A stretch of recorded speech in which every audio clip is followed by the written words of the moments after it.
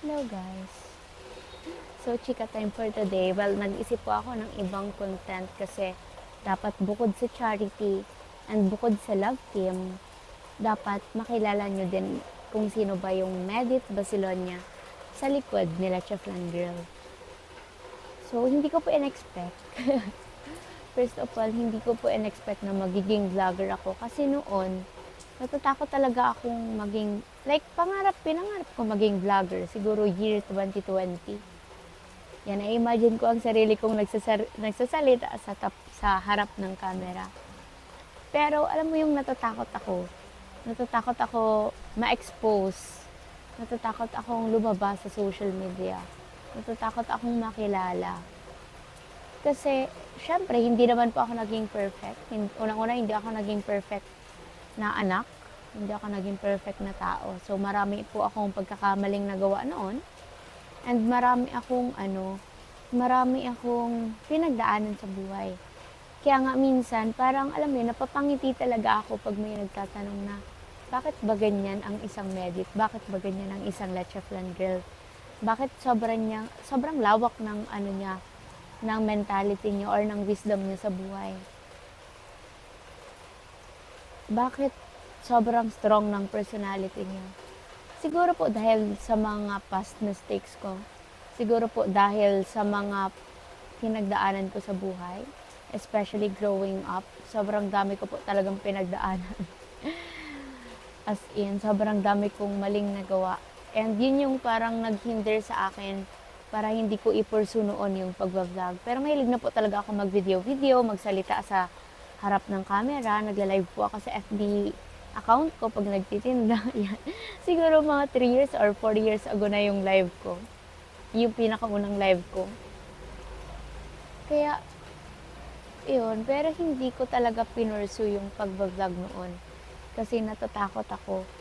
And, natatakot ako na husgahan. Natatakot ako na baka, alam mo yun, baka i-judge ako ng mga tao na nakakakilala sa akin noon, ganito, ganyan. So, yung nag-overthink na ako, inisip ko na yung mga bagay-bagay kung baka pag nag-vlog ako, baka gamitin yung past ko against sa akin, ganyan, ganyan. Pero, alam mo yun, siguro, pag nagmamatured ka talaga, siguro marirealize mo na, normal lang pala yun. Oo, marirealize mo na, okay, pinagdaanan ko yun kasi kailangan ko yung pagdaanan para mas maging strong ako. Para kapag may nakakakilala or may nakikilala ako na pinagdadaanan yung mga pinagdaanan ko, mag-guide ko sila. Kasi alam ko kung paano i-handle yung sitwasyon. Alam ko kung ano yung kailangan nila, yung comfort, yung mga advices na kailangan nila para i-guide sila. So, yun. Siguro everything happens for a reason talaga. Kasi, yun, kahit anong iwas ko sa pagbablog, andito po ako ngayon, nagbablog. Hindi man po ako ganun kasikat. Pero, yun, andito ako siguro, hindi lang para makilala nyo ako bilang tindera ng Lecheflan, bilang love team, bilang may ka-love team, may partner. Siguro andito po ako para i-motivate ang mga tao, para maging inspirasyon ng mga tao. Kasi noon po, noong time na hindi ko pa nagagawang better yung sarili ko, yung finifix ko pa lang yung sarili ko, ang pinaka-pinramis ko talaga is someday magiging testament lahat ng pinagdaanan ko sa buhay ko para maging inspirasyon ng iba, para maging guide ng iba. So, kaya siguro po ako andito. Kaya siguro, kahit ayoko doon, well, andito ako ngayon. Para mag-motivate, pagpasaya ng mga tao. And, yan.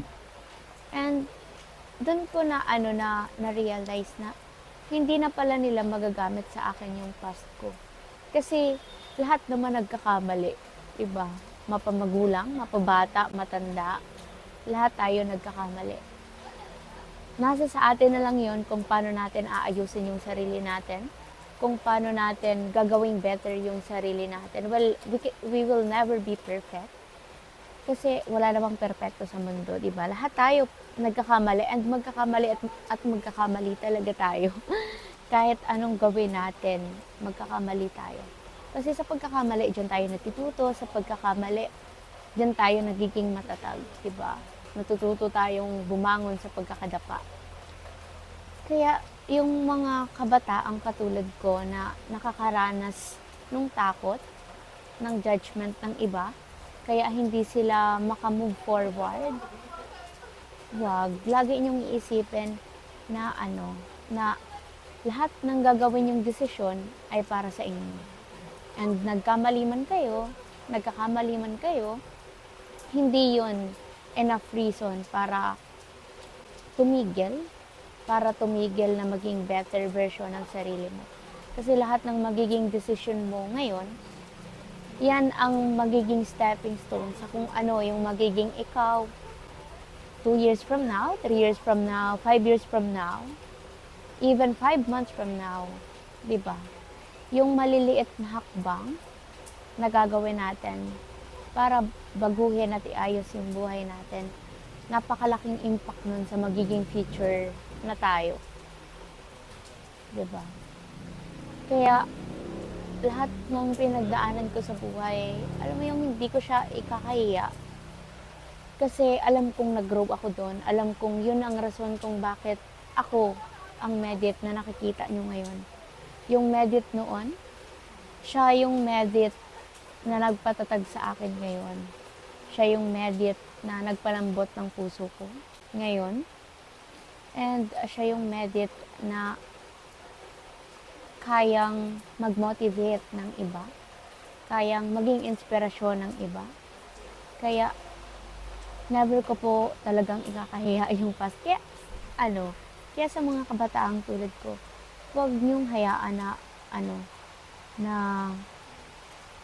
gamitin sa inyo yung past niyo, na ihinder yung mga pangarap niyo dahil lang sa nagkamali kayo.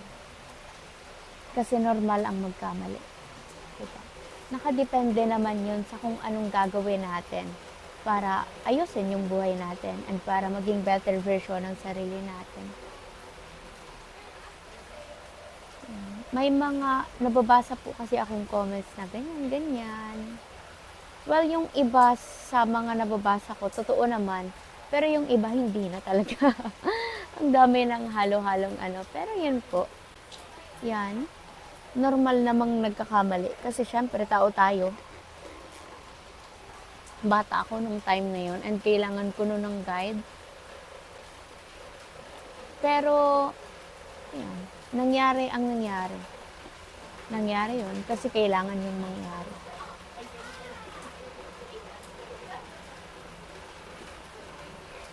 Nagkakape po kasi ako ngayon dito. Nagmi-milk tea. Relax. So, yan. Wala, naisip ko lang mag-open up. Naisip ko lang magkwento.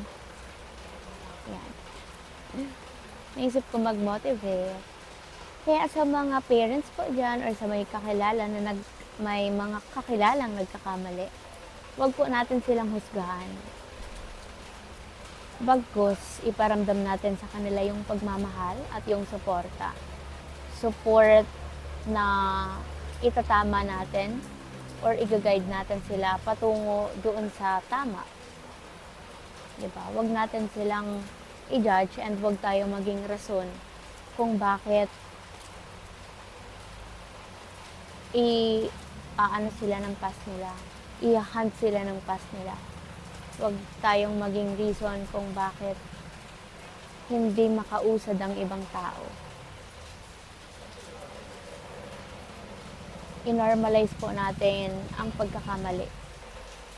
Kasi lahat dyan matututo. Yan. Siguro kaya po pag may namimit ako and may namimit akong ibang tao, tapos may mga pinagdadaanan sila, parang mas na-challenge akong kilalanin yung tao. Alamin kung bakit sila ganun, bakit nila nararanasan yung ganun. And lagi ko po talagang iniintindi yung mga taong nakapalibot sa akin. Yung mga taong nakikilala ko. Tinatry kong kilalanin sila in a deeper level. Huwag silang husgahan. Yun lang. Thank you po sa pakikinig. Thank you po sa pagsuporta sa akin, sa pagmamahal. I love you all. Kung gusto niyo pa po ng part 2 or may gusto po kayong itanong sa akin or hihingi ng advice or kung gusto niyo malaman yung opinion ko regarding sa mga bagay-bagay, i-comment nyo lang po at babasahin ko. And kung gusto niyo po ito magkaroon ng part 2, just press purple heart. Comment purple heart, guys. Love you.